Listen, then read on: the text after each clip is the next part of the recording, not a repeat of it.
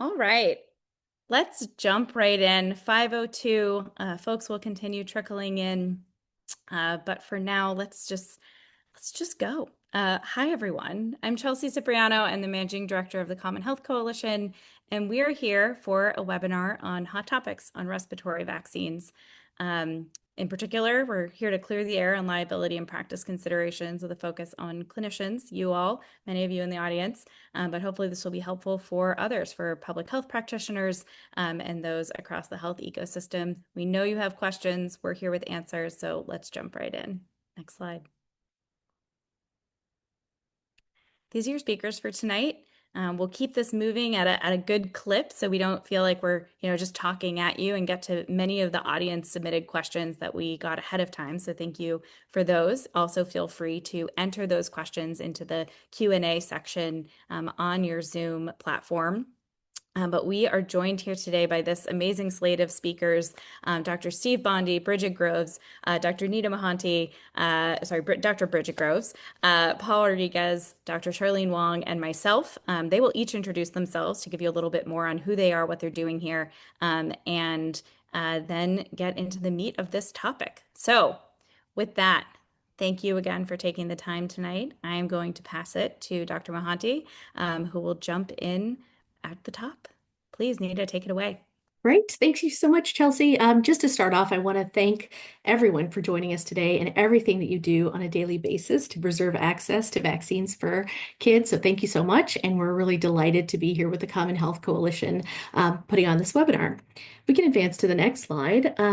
I have no financial disclosures to share and I won't be discussing any commercial products or services in this activity. If we go to the next slide, you'll see that we have a really jam-packed agenda today. I'm here to welcome you, but at 5:05, we'll be doing a situational update, which will be led by Chelsea, and then also Bridget will help us think about all the pharmacy-specific considerations that have been on people's minds. It's a very important topic, and we're so delighted we'll have an opportunity to discuss them. We'll also go through some of the principles of shared clinical decision-making and also key topics about liability and informed consent. And Steve and Paul will walk us through. Charlene will kick us off with the topic on shared clinical decision making. We'll have ample time to get to questions and answers. You have provided us very excellent questions to go through, so we're excited to be able to work through those today. On the next slide, I'll just put a little bit of disclaimer out there, and that is that this is very much about liability considerations in practice, but this webinar doesn't constitute legal advice. As a professional society and as a coalition, we are not able to provide you direct clinical or legal advice. Instead, we're trying to share the principles and legal things that you all should be considering as you're thinking of this respiratory virus season. We always advise that people seek counsel from their own malpractice coverage that really knows your state and practice considerations. The other piece is that today we're really focused on respiratory virus season, and most significantly, the questions that have come up have been around the COVID-19 vaccine. So there are many other topics that involve liability and vaccines, but really the focus today is going to be on respiratory virus season, and again, most specifically on COVID-19. So with that, I'm going to pass the baton back to Chelsea. Thanks, Nita. Yeah, so let's jump into the situational update. We know that there's a lot of confusion and need for clarity out there, so that you all can provide clarity to your patients and your own families and communities and those you serve. So let's go. Next slide. This is my disclosure. I have nothing to disclose.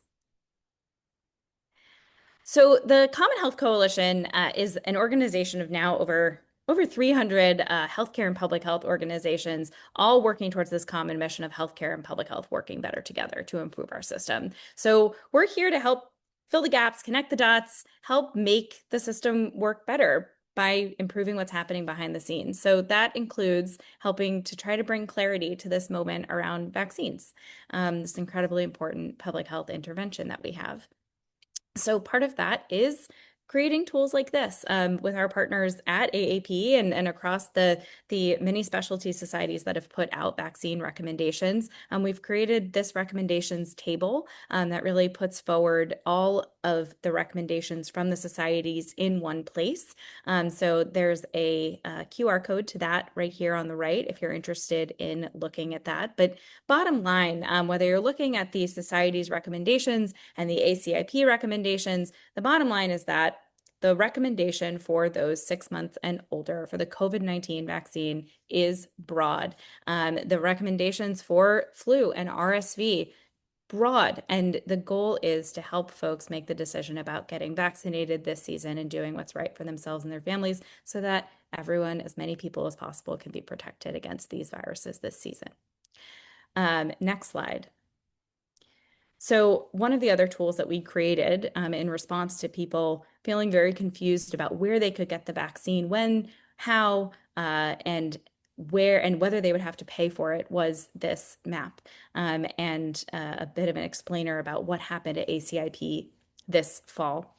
And so here's that recommendation for COVID specifically, what ACIP recommended for everyone 6 months and older with shared clinical decision making or individual decision making. And they voted against requiring prescriptions. That's really important. We've gotten a lot of questions about whether a prescription is required. And this map, what this map shows is no, no prescription needed. And additionally, this map shows states that have taken actions through executive order, legislative action, coalition building across the country to further maintain vaccine access in different ways. So that's also linked here through a QR code. And then that ACIP explainer is linked to the left. So hopefully you'll find both of those tools helpful as we navigate this season together.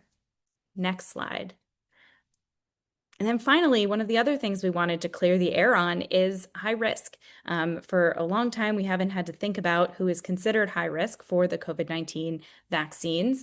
But this year, I think more attention is coming to the fact that many Americans, over 75% of Americans, are considered to be in one of these high risk categories. And, while this is more adults that we're describing here, it is also children and conditions like physical inactivity, certain heart conditions, living with someone who is at increased risk. This is very broad, the list of high risk individuals for the COVID-19 vaccine. And so we wanted to make sure that folks were aware of how very broad this definition is. And this aligns to the FDA label for these vaccines, which is all described in these resources here.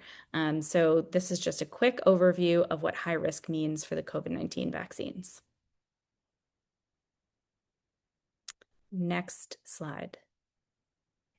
Great. Now I'm passing it over to Dr. Groves, who is coming in as our resident pharmacy expert and will speak about her perspective on pharmacists from APHA. Thanks so much, Chelsea. I really appreciate the opportunity to join all of you today. You can see my disclosures there on the screen. And as a part of a quick introduction, my name is Bridget Groves. I am a pharmacist with previous experience in pediatric primary care, and I currently work at the American Pharmacists Association as our Vice President of Professional Affairs. The American Pharmacists Association represents pharmacists practicing in all different areas of pharmacy, so including clinics, traditional brick and mortar locations, and in hospitals and health systems. Next slide. So I'm pleased to join you today on behalf of our pharmacist members, but also the pharmacist profession as a whole. So we have had pharmacists vaccinating our adult patients for many years and have had more recently some expansion into pediatric vaccines. Now, this has been beneficial so that we can have an additional access point, but is really as a way to help support you all in assuring that the patients that you care for are getting their needed vaccines on time and that we can serve as a referral point back to your clinics and to get back in for well child visits as an example. We also have our pharmacists across the country that can then certainly vaccinate our adult patients as one of the largest providers of adult vaccines in the nation. But what I thought would be relevant for you all to hear today is that pharmacists do have authority to vaccinate children across the country. The ages do vary by state, so this is a general rule of thumb on the map listed here. I would encourage you to outreach to your pharmacists that are local in your community to establish that relationship with them and set up an opportunity if you have limited supply of COVID vaccine, as an example, to refer them into that pharmacist and then be able to have that great communication and open pathway to share that information. One other item that I wanted to make sure that you all were aware of is that pharmacists have been a provider of shared clinical decision making, again, for a number of years. They are considered one of the clinician types that can conduct shared clinical decision making and have done so. So it is not new.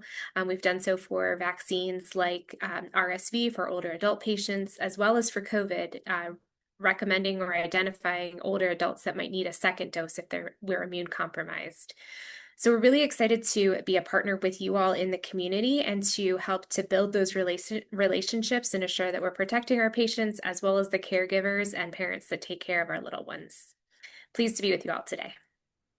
Thank you so much, Bridget, and thank you to all of your pharmacy colleagues for everything they do around vaccination each season and every season and in between. So thanks for being here with us. Dr. Wong, I'm going to pass over to you to talk a bit more about shared clinical decision making. I know that's on everyone's mind right now. Great. Next slide, please. I have on the next slide my disclosures. I am a pediatrician specializing in adolescent and young adult medicine. I'm here with Common Health Coalition and came out of a leadership role at the CDC in the last administration, where I was actually doing much of this work on vaccines and respiratory virus season as well. Next slide. So I, like many of you all, I think, when the ACIP recommendation came out for the COVID-19 2025-2026 updated vaccine with individual decision making, I, like many of you, was asking, what is that? And how am I supposed to do that in my clinic? So shared clinical decision making, which is also known as individual decision making, is frankly similar to the types of vaccine conversations many of us are already having, right? We are talking to our patients about the benefits and risks of each of the vaccines for them. And this type of counseling, again, certainly already happens for routine vaccines. And certainly there are multiple other vaccines, as Bridget just referenced, that already have a shared clinical decision-making recommendation. So for example, for HPV vaccine in some adults. She also referenced that pharmacists can practice shared clinical decision-making and have been doing so in all 50 states. The other types of clinicians and vaccinators who can do shared clinical decision-making are primary care physicians, specialist physicians, physician's assistants, nurse practitioners, and registered nurses. Notable folks who are not on this list include, for example, medical assistants and pharmacy technicians. Next slide. So what we did in partnership with the American Academy of Pediatrics, public health professionals, many of the pharmacy associations, some payers weighed in, is we created a tool, and that's the QR code in the top right, that has both, what is shared clinical decision making, who can do it, and importantly, how do you do it?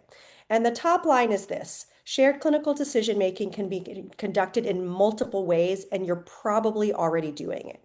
So for example, on the left side here, it can be a very short conversation. I recommend you, your child, get the updated COVID-19 vaccine today. The vaccine information sheets you have explain the vaccine's benefits and potential risks. Do you have any questions about the vaccines that you want to talk about? We've also included in this tool a sample EHR documentation. In my clinical practice, we use Epic, and so I'm using dot phrases all the time. And if you read the text here, and again, this is also available, and these slides will be available, this recording, as well as if you go to that QR code on this tool, this language is included. So again, it looks probably not that different from the types of documentation many of us already have when we're giving vaccines. So just it does specifically mention shared clinical decision making, benefits and risks discussion, opportunity to ask questions, no contraindication, determining that they wanted the benefit of the vaccine, and then that it was ordered and provided. And then if one of your patients does have an underlying condition, you can add that there as well. On the next slide, you can see that there's a different type of conversation that is also considered shared clinical decision making. So for example, this is going back and forth between provider and patient. Now is when I recommend the updated COVID-19 and flu vaccines for you or your child. The patient responds and says, maybe mom responds and says, hey, I'm worried about what if my son has a bad reaction? You could respond with, I understand that you're worried about COVID-19 vaccine side effects, and that's perfectly normal. Most people have minor side effects like a sore or red arm, or no side effects at all. And then asking, what's your main concern? And then maybe mom says, I heard there's a risk of heart problems. And you could respond with heart inflammation. Obviously, we know that's myocarditis after a COVID-19 vaccine is rare, especially in your son's age group. Perhaps this was a younger, kid. The risk of this kind of heart inflammation is much higher after getting a COVID-19 infection than after vaccination itself. And there are a couple other conversation examples in this shared clinical decision-making tool. The final thing I'll say is that, part of shared clinical decision making is also making the offer. If a patient family decides not to get vaccinated after that shared discussion, you can always try again, saying things like, I respect your decision. I'm happy to answer any additional questions, and we can revisit at your next appointment. And with that, I will turn it over to my first lawyer friend, Paul Rodriguez, to start talking about some of the legal liability questions, some of which are, of course, tied to shared clinical decision making. Paul? Thank you, Dr. Wong. My name is Paul Rodriguez. I'm here with the Common Health Coalition. I was formerly Deputy General Counsel at the U.S. Department of Health and Human Services, where I helped lead both the CMS and the CDC legal teams. I don't have anything to disclose here. If we can go to the next slide. And then Dr. Bondi, if you'd like to introduce yourself. Yes, my name is Stephen Bondi. I'm a practicing pediatric intensivist in Rochester, New York, and I was a practicing attorney for 7 years before I went to medical school, and I am currently the chair of the American Academy of Pediatrics Committee on Medical Liability and Risk Management. Thank you.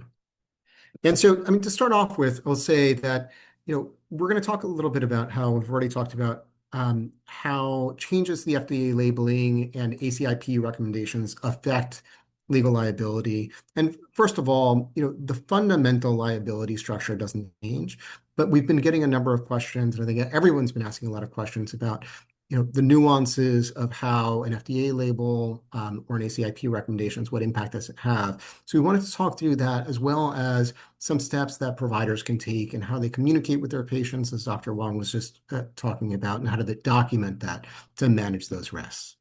And so, Dr. Bondi, if you don't mind going over that. Yeah, thank you. So we're going to start just by talking about how we look at liability in general. And so we throw around the word malpractice. The lawyers will use the word negligence because it applies outside of the professional liability environment. And so essentially there are 4 components that have to be proved. There has to be a duty of care to someone. That's pretty obvious in our situation. There has to be a breach of that duty. And typically that breach of that duty, in our context of medical malpractice, we would talk about a breach of the standard of care. We'll get that back there in a second. That breach has to has to cause an injury, and then that injury has to be something that can be compensed under a legal standard. So really, we're usually talking about breach and causation in these type of cases. Now, the standard of care is what we use to define, or I should say what the court uses to define whether or not someone could have their injury compensed. And so how is that determined? Well, the at court, evidence will be presented that will look at medical evidence, published studies, and also might look at professional organization guidance, but also governmental guidance as well. And so all of that information is going to be used by the lawyers to argue to the court what that standard of care is and whether the practitioner that is being sued has met that standard. And the really important thing to remember here is that I don't determine the standard of care. The AAP doesn't determine the standard of care in a lawsuit. The judge or jury determines that standard of care, and everything else informs that standard of care. Next slide, please. And I think Paul is going to take off next. Thank you. And Dr. Budley, one thing I'd add there, I mean, just to underscore what you were saying, it's not FDA or ACIP that, determines the standard of care either. And those are both reflections of what, the evidence shows, just as, AAP or other specialty guidance. And it's really then a determination by the court, as you were saying.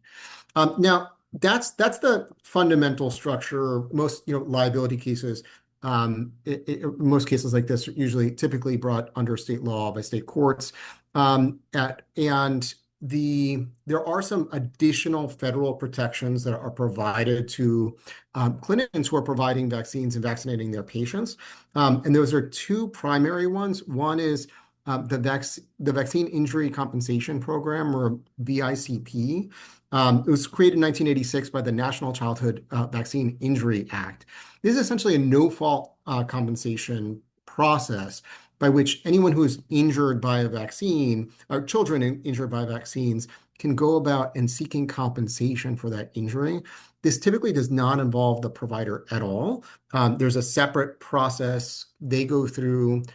If they are awarded funds, if they are awarded an award because of a proven injury, that doesn't come from the practitioner or the provider.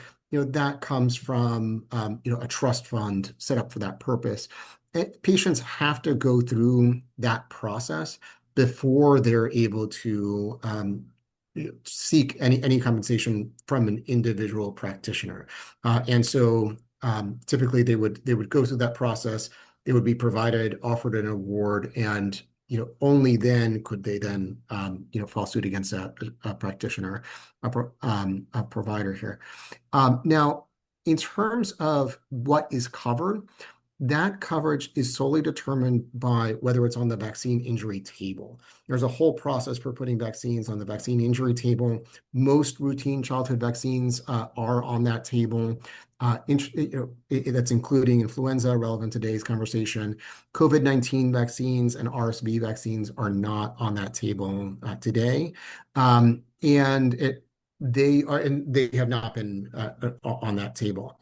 Now, that's the Vaccine Injury Compensation Program. There's a separate program called the Countermeasures Injury Compensation Program, or CICP. That was created by the PrEP Act, and that's the Public Readiness and Emergency Preparedness Act of 2005. This covers not a specific set of vaccines that are in a table from year to year, but rather in response to an emergency, in response to a pandemic or a bioterrorism attack. The Secretary of HHS can declare an emergency, lists certain vaccines that are covered, that are going to be covered, and it works. It's a separate process with payment from a separate trust fund, but it works similarly from a provider standpoint as the VICP, to the extent that there is a vaccine that's listed on that's going to be covered by CICP in case of an emergency. In this case, it's COVID-19 vaccines. Then again, provider is not involved. If a patient is injured and receives an injury related to receiving the vaccine, there is a process that's separate from VICP, but mirrors it in certain ways. They would go get compensation from a fund. And this does provide even greater protections than VICP when a vaccine is covered by CICP for a particular provider or a practitioner. Here, it's really only COVID-19 vaccines relevant to this discussion. It's also COVID-19 treatments. And then with respect to pharmacists and pharmacy insurance and tax, it also covers seasonal influenza vaccines and ACIP recommended vaccines. And next slide, please. So one thing that I would say as far as what is changing, as we've discussed, so the FDA approval is the first thing that has changed. There's an FDA approval for 2025 to 2026 COVID-19 vaccines for adults over the age of 65 and people over 6 months that put them at a high risk for severe COVID-19. There's no longer emergency use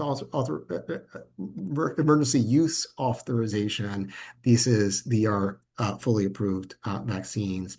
And then with regard to ACIP, ACIP's updated recommendation is that vaccines continue to be recommended for all individuals over 6 months after consultation with a medical professional pursuant to individual or shared clinical decision making.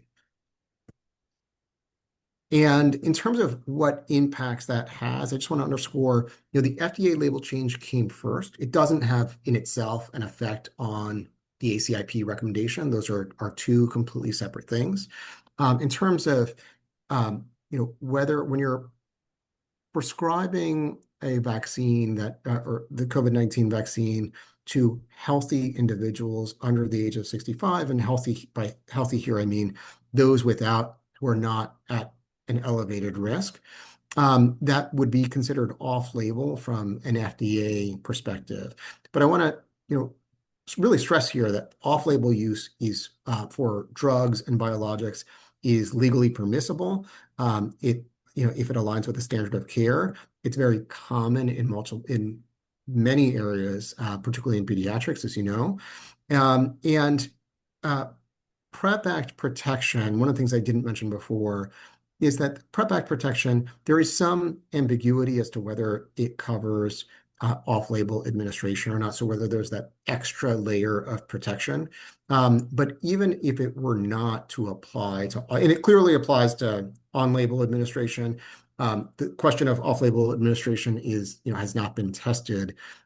If it does not apply, then that just goes back to sort of the standard liability process that Dr. Bondi was mentioning, where the standard rules apply. And those are also the rules that would apply to, for example, the RSV vaccine, which is neither covered by CICP or VICP, or travel vaccines that similarly would not be covered by either. Okay, and I think I was going to make some comments on shared clinical decision making, kind of in the medical legal combination. I think that as a pediatrician, when I first heard this term, I was like, what do you mean shared clinical decision making? Everything we do in pediatrics is shared clinical decision making, which is true. But in the vaccine context, we're talking about a slightly different version of that concept. And it really doesn't change what you're doing. It really changes how the vaccine is kind of envisioned by the ACIP, in that a routine use vaccine, although the focus is on the individual, it's also on the population, whereas under a vaccine that's under the shared clinical decision-making context, it's looking specifically at the individual, their health needs, their family's health needs, perhaps their community's health needs, and whether that vaccine's the right choice for them. This is a concept, as was mentioned before, that the shared clinical decision-making, which has been employed for many adult vaccines. But before COVID, the only adult vaccine or pediatric vaccine was included was the meningitis B vaccine, not the standard routine meningitis, but the extra meningitis B vaccine. So it really doesn't change your thought process. It just it might change your documentation. It does change your documentation, was put forth before, and that is it reflects the fact that you actually engaged in this conversation and this shared thought process with your patient, with their family, about whether that vaccine is right for them.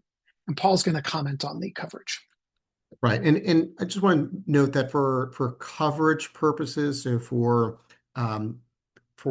coverage requirements through most private insurance plans, for state Medicaid plans, in addition, it's really the ACIP recommendation that is relevant.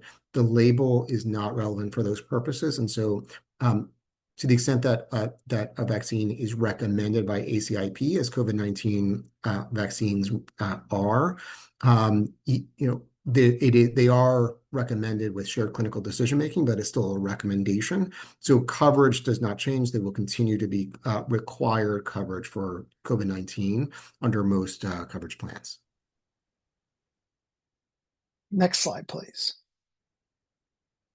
And finally, I think we would be not serving you well if we didn't have a quick conversation about informed consent.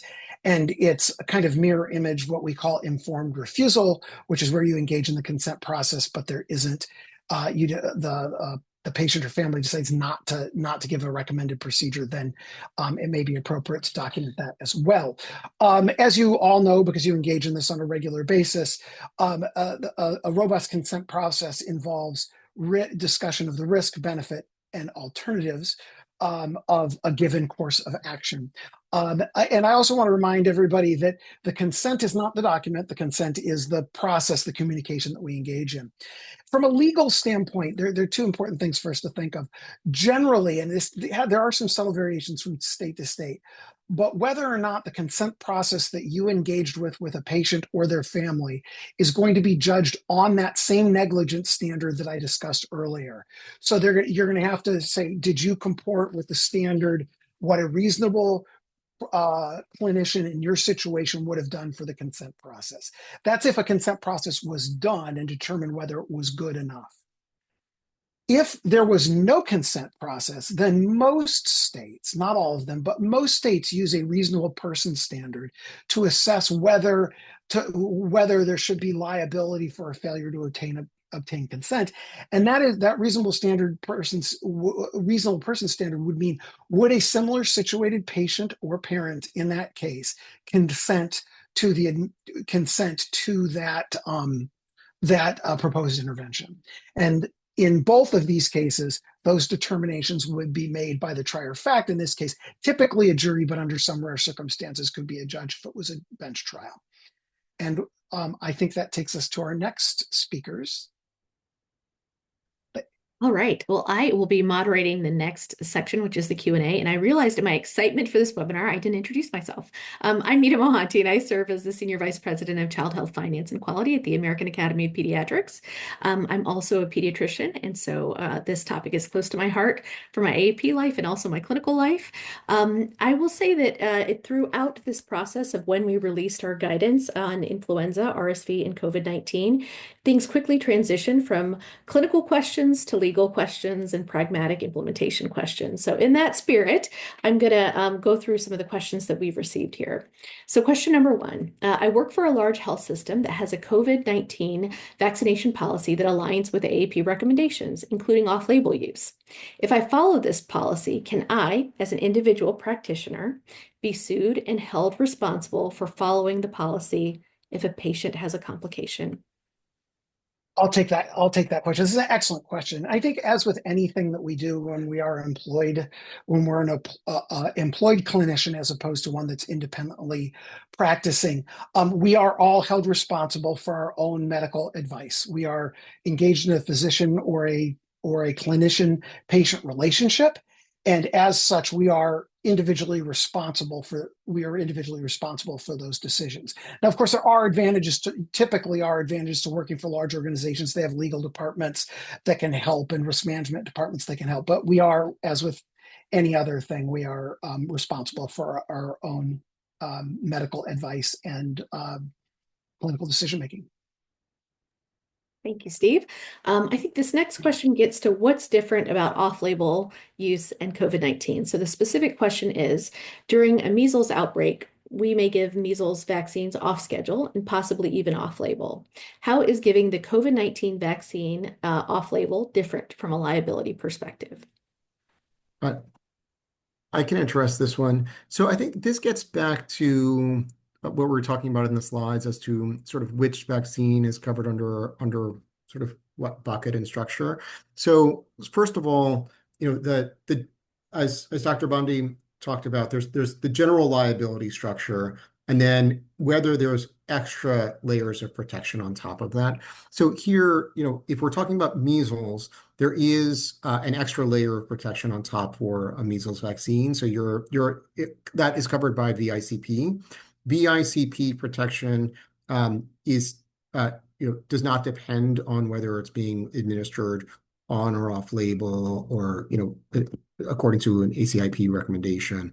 And so here, that current, VICP is going to provide an extra layer of protection for the measles vaccine. In the COVID-19 context, that again is under the CICP structure. And so that extra layer of protection would depend on whether it is being administered on label. And so, there might be some difference in liability there. If and again, these liability protections are used sort of in the defensive context. So you would be able to show, in addition to, in a normal case, if one were to, if a practitioner were find themselves unfortunately sued because of a vaccine injury, you would then have to show that you were following the standard of care. If you had one of these extra layers of protection, you would also be able to show I have, in a VICP context, here is that a vaccine is covered under the vaccine injury table, and that I should be protected, and there's no, I don't fall into one of the exceptions, which I should say I didn't go over. I think they're on the slides. The exceptions are, failure to provide the vaccine information statement, a negligent administration, or willful misconduct. In the COVID-19 context, if it's on label, the only exception there is willful misconduct. And if it's off label, again, that's an untested area. But assuming there's not CICP covered under the PrEP Act, then it would just be a normal, under the normal regime. One of the things that, it doesn't say here who necessarily is administering the vaccine, but one of the things that I didn't mention, because we have Bridget on, and she was talking about pharmacists as well. With respect to the PrEP Act, it's important to remember too that, as Bridget was noting, pharmacist administration is going to be highly dependent on state scope of practice laws and who they're allowed to, who pharmacists are allowed to vaccinate at what age.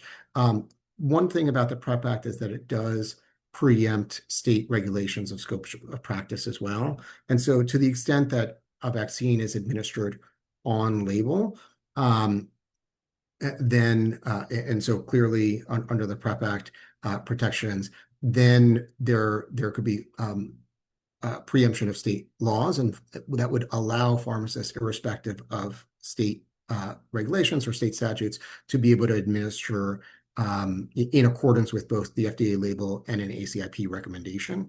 Again, that's an area where you're going to want to double check and confirm what your state laws and state scope of practice are, but one thing to keep in mind as well.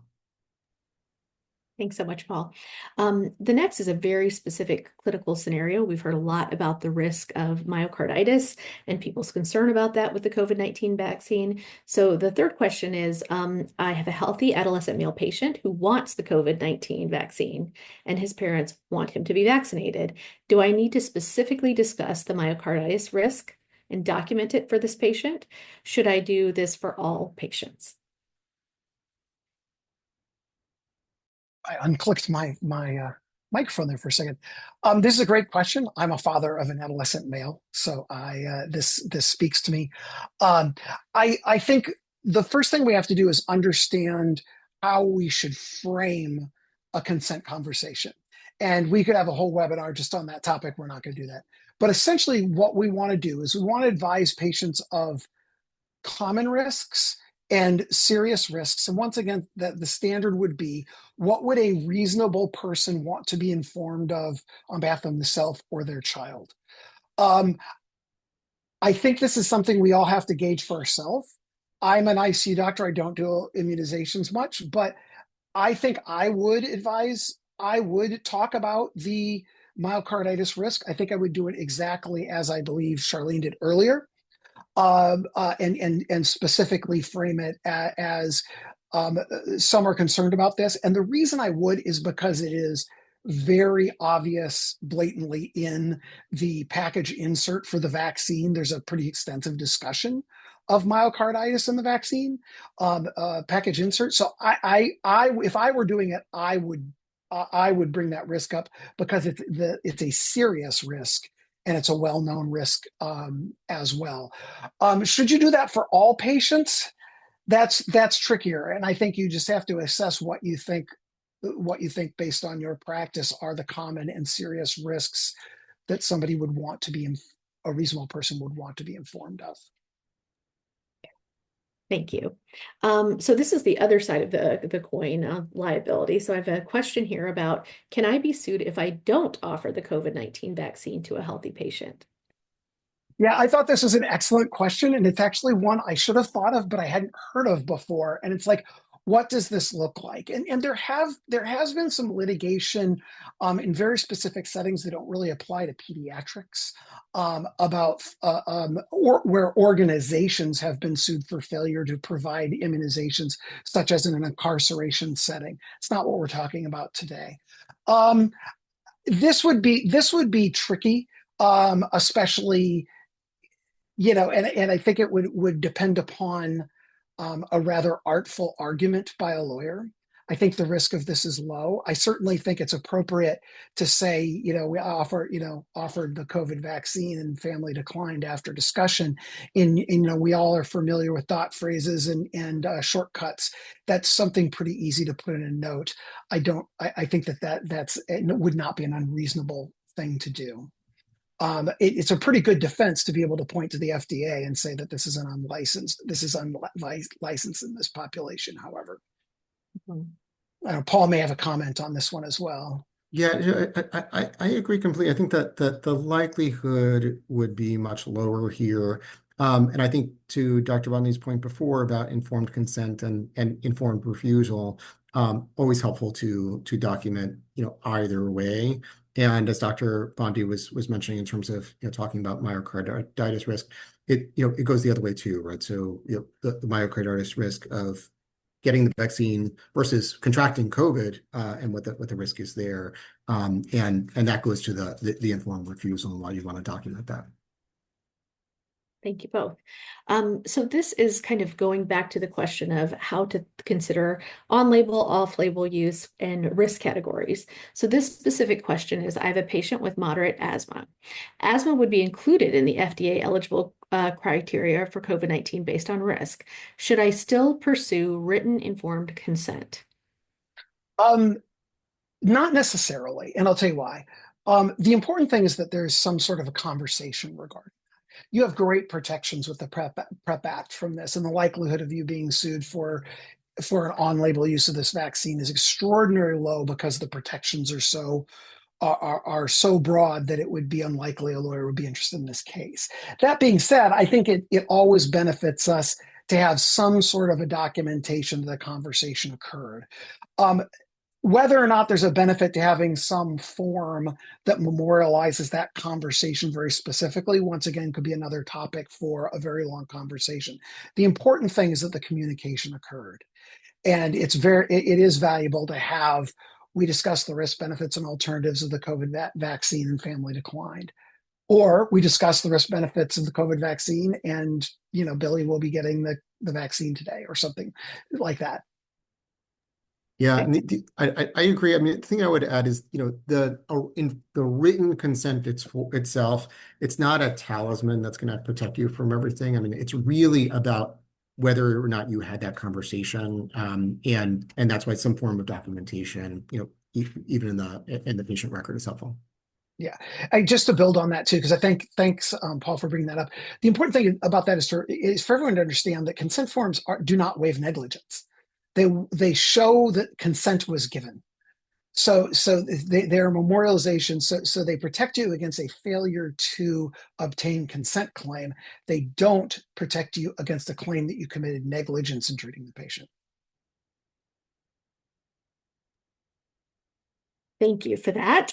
We have a question that I think has come up a lot, which is about vaccine clinics and the fact that sometimes they're not always staffed by a physician. Maybe they're staffed by a nurse. Maybe they're staffed by a medical assistant.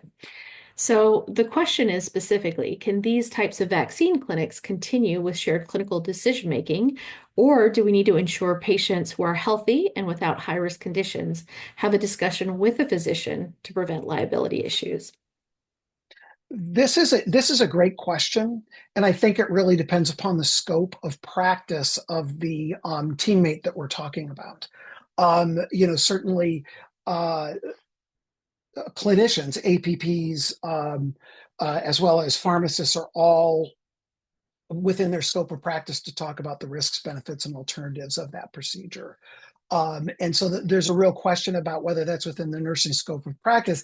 And it's certainly based on our conversations earlier with Dr. Wong that it is. We just need to make sure that, as with anything else, that person understands what the person having the consent conversation understands what the risk, benefits, and alternatives are, and that they also get documented. And it looks like Dr. Wong has some comments on that as well. Well, thank you, Steve. And I'm adding also because there were several questions that I've been answering in the Q&A box. So just to again say, registered nurses are one of the clinician types that are able to do shared clinical decision making. There were also questions, does it have to be a face-to-face conversation? No, it doesn't. It can be a conversation, for example, that maybe one of your nurses has on the phone. It can also be a conversation that happens on a different day. And we have even heard, and Bridget has shared with us what some of the pharmacies are doing. Some of the pharmacies are using some of their online, what are typically used for scheduling, but also some of the back and forth in those platforms, also to do some of the shared clinical decision making conversation or back and forth about the benefits and risks of vaccine for any particular patient desiring a vaccine. So there are really a lot of different ways to do it. And so once, for example, if your nurse has had that shared clinical decision making discussion, then if that's documented, they could come in and the actual vaccine administrator could be a medical assistant, for example. And the same thing we're hearing is happening with some of our pharmacies, where the pharmacy tech is doing the administration after there has been a shared clinical decision making conversation with a pharmacist. Great. Thank you, Charlene. So the next question, and I think this may be our final question before I transition things over to Chelsea.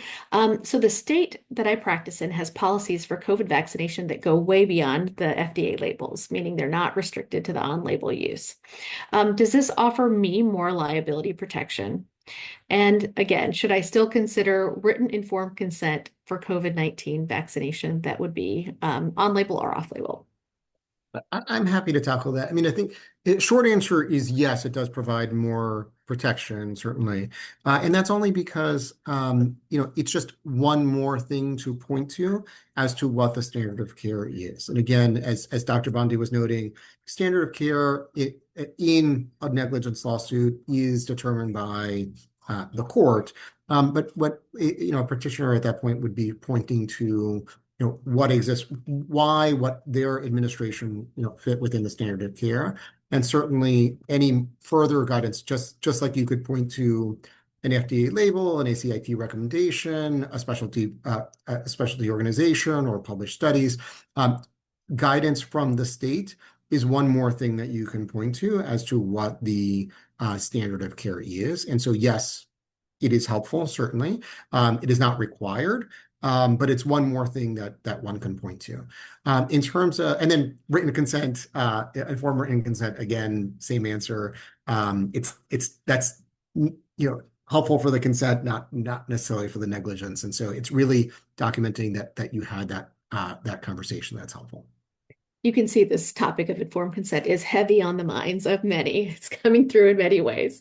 Okay, well, with that, I think I'm going to transition things over to Chelsea to go through some of the things coming in live chat.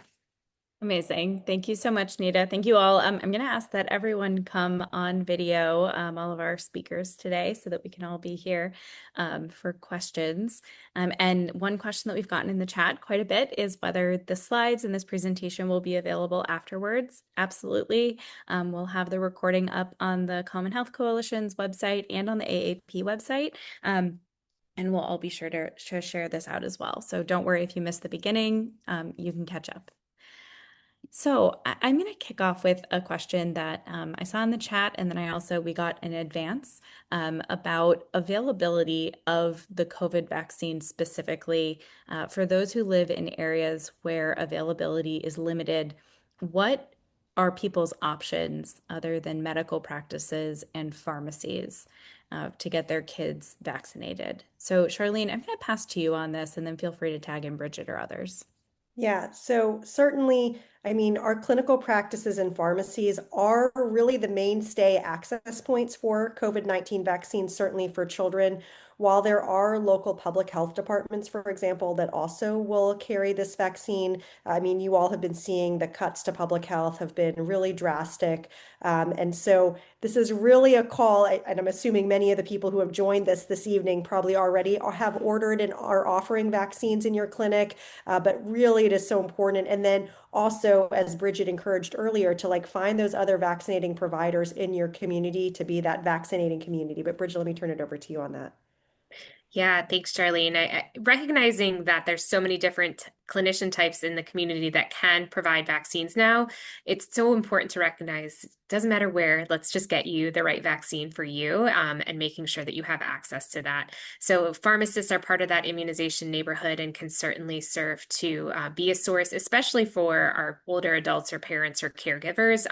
If your younger one is able to get vaccinated at their local pediatrician office, but certainly can then refer in.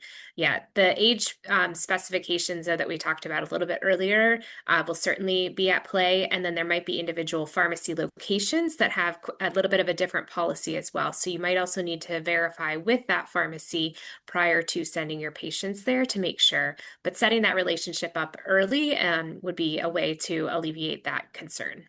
And let me just put one more call out there because I'm in North Carolina. I see many North Carolina pediatric friends on the call here today. I've also heard wonderful stories of pediatricians going, for example, to an early care and education center, offering vaccines to kids and families who are there. I know pharmacists are doing the same thing. So, especially in this season where there's just an immense amount of confusion because of all these changes, anything that each and every one of us can do to make it a little easier for, adults, children in our communities to get vaccinated.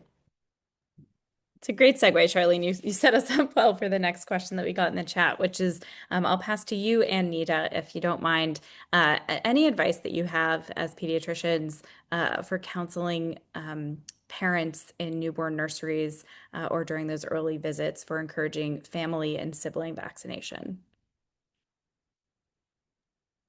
Sure, it's something that I do often. In fact, if I know that a parent is there and they happen to be pregnant and their due date is coming up soon, and I take care of their children, I see that opportunity to talk about infectious diseases and the ones that are highly contagious. So we do that in two ways. We do that in the newborn nursery as pediatricians, but we also do that in practice when respiratory viral season comes upon us. We usually start that conversation as soon as influenza vaccines become available.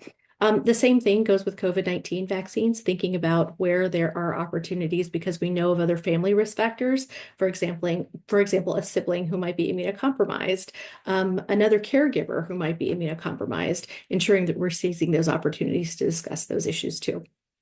And again, remember, even if that child is seeing a grandparent at any point, and they are themselves at risk just because they're over 65, right?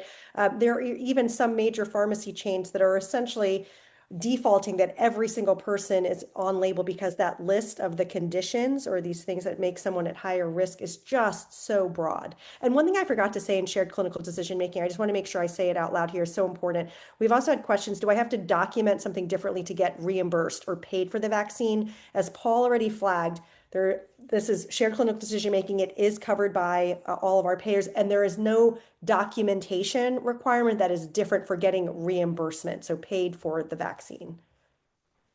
Great. Actually, while we're on that topic, Charlene, if you wouldn't mind staying off mute and just talking about coverage for the vaccines in general, that's a question that many people are getting right now is, will this be covered? Do I have to pay anything out of pocket? Yeah, so as Paul mentioned, and this is covered, meaning our patients should not need to pay out of pocket for this in essentially all ACA compliant plans.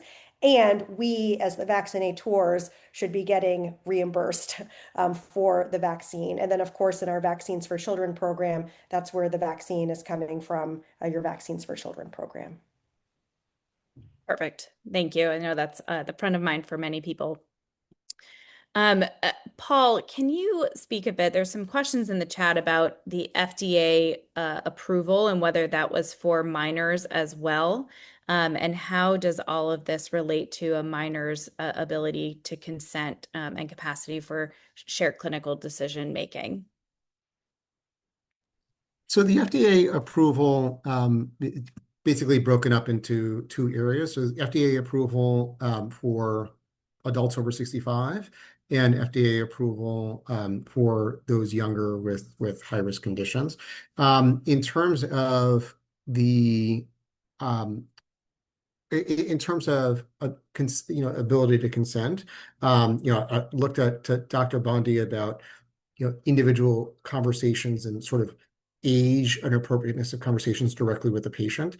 But typically, with a young enough patient that the consent typically comes from the parent and the person who's legally responsible for the child. And you're able to have that conversation, have that shared clinical decision making with the caregiver, in this the person legally responsible for the child. And Dr. Bondi, I would assume that sort of you have those conversations with the child who is able to understand as well. Yeah, and the FDA decision doesn't change the calculus that we were doing 6 months ago. And if you live in a state that allows adolescents to independently consent to their medical care for a variety of reasons, including some states that specifically have provisions for some vaccinations, including COVID, then that wouldn't change. You could do shared clinical decision making with that child. Wonderful. We are just about at time. I want to give our panelists one opportunity. There are a lot of great questions that we received in the chat. I think we've covered almost all of them.